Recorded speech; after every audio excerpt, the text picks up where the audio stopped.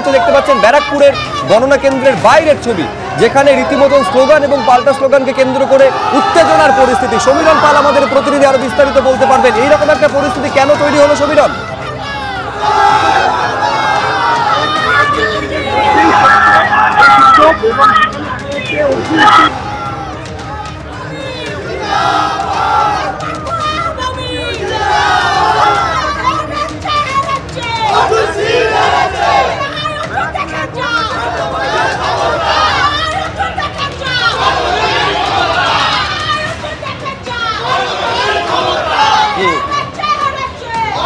হ্যাঁ সমীরণ পাল, আমি দেখতে পাচ্ছি এখনো স্লোগান পাল্টা স্লোগান চলছে।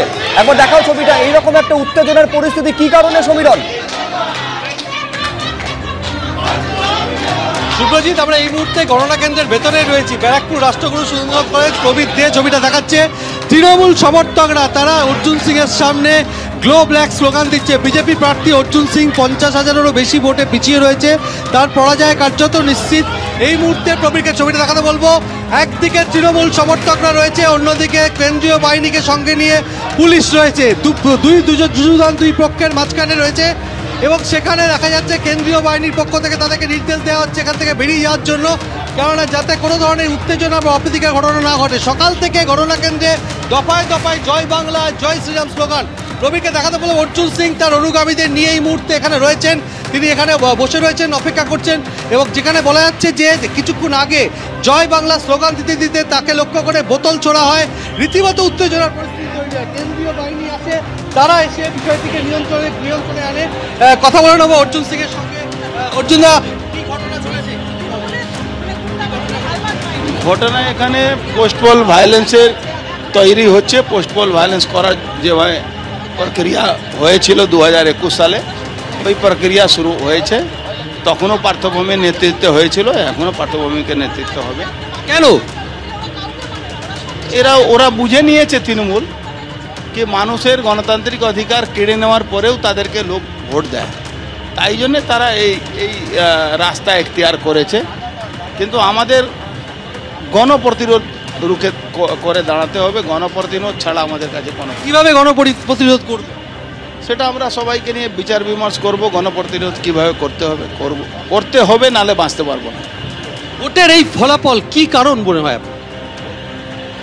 দেখুন, কারণের বিশ্লেষণ অত তাড়াতাড়ি করার তো মনে যুক্তি হচ্ছে না।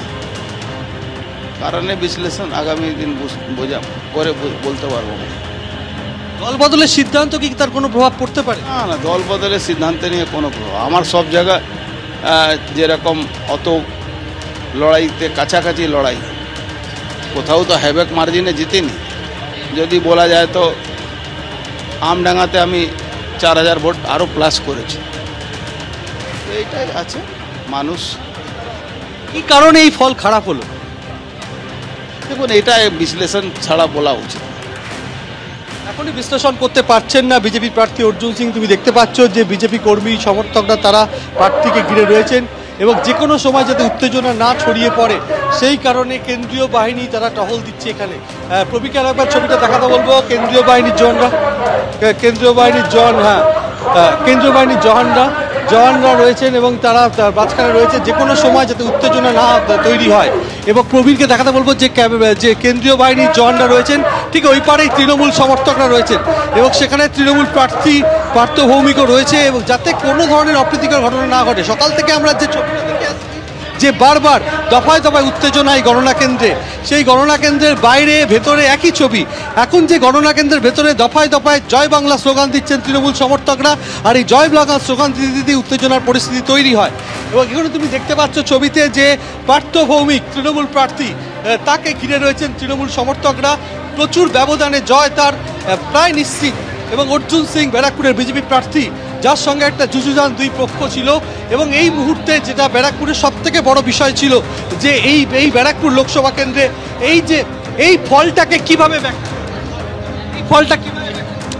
মমতা ব্যানার্জির উপরে মানুষের আস্থা, এবং ব্যারাকপুরের মানুষ এই গুন্ডাবাজি পছন্দ করে না।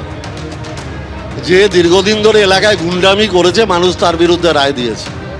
অতএব সে যাতে আর জীবনে গুন্ডামি করতে না পারে, তার দায়িত্ব মানুষকে নিয়েই করতে হবে। এটা বড় দায়িত্ব। জয় বাংলা স্লোগান দেওয়ার পর মানুষ প্রতিরোধ করে তুলবে। মানুষ বলছে ব্যারাকপুরের ছেলেদের হাতে বোম না, পেন দেখতে চায়, আর ও সবার হাতে বোম তুলে দিয়েছিল। দলবদল কি এই হারের কারণ? 100 বার, যার কোনো নীতি নেই, আদর্শ নেই, ধান্দাবাজ, নিজেকে ছাড়া কিছু বোঝে না, সবাইকে চষে টাকা লুট করে, সব ব্যবসায়ীদের থেকে তোলে, তার বিরুদ্ধে মানুষ রায় দিয়েছে। এরপর কিরকম ব্যারাকপুর মানুষ দেখতে পাবে? আমি পুলিশ প্রশাসনের সাথে কথা বলবো, দিদির সাথে কথা বলবো। আগে মজদুর ভবন রেট হবে। কি হবে সেখানে? রেট কেন হবে? তবে প্রচুর সমাজ বিরোধী আছে মজদুর ভবন। কি মজুত আছে সেখানে? কি আছে? মজদুর ভবনে ক্রিমিনাল আছে, অনেক ক্রিমিনাল আছে। অর্থাৎ পার্থ ভৌমিক স্পষ্ট করে জানিয়ে দিলেন যে অর্জুন সিং এর যেটা অফিস মজদুর ভবন, সেখানে আগে তল্লাশি চালানো হবে। যেমন অর্জুন সিং বলছেন গণপ্রতিরোধের ডাক দেওয়া হবে, ঠিক পাল্টা পার্থ ভৌমিক তৃণমূল প্রার্থী তিনি বলেছেন এই জয় প্রত্যাশিতই ছিল। যেভাবে ব্যারাকপুরে গুন্ডারাজ চলছিল, এই গুন্ডারাজ দিয়ে তিনি নির্বাচনী প্রচারে সরব হয়েছিলেন, আর এই গুন্ডারাজের জবাবই ব্যারাকপুরের মানুষ দিয়েছে। আগামী দিনে ব্যারাকপুরে শান্তি প্রতিষ্ঠার জন্য তিনি পুলিশ প্রশাসন এবং মুখ্যমন্ত্রীর সঙ্গে আলোচনা করবেন।